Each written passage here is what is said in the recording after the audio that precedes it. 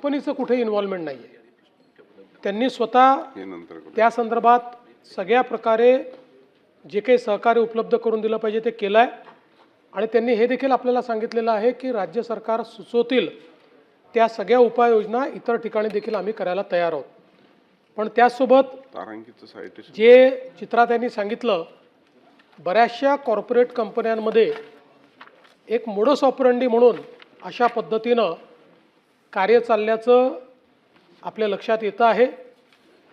आणि या संदर्भात काही कायदे निश्चित आहेत, पण त्याचं योग्य त्या प्रमाणात पालन होत नाही.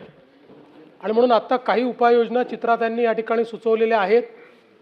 मी तर असं म्हणेन की आपल्या आणि अध्यक्षांच्या मान्यतेने दोन्ही सभागृहातल्या महिला सदस्यांची एक कमिटी तयार करून आणि आत्ता उपस्थित असलेले कायदे आणि नियम याचा अभ्यास करणे, त्याच्यामध्ये काय बदल केला पाहिजे.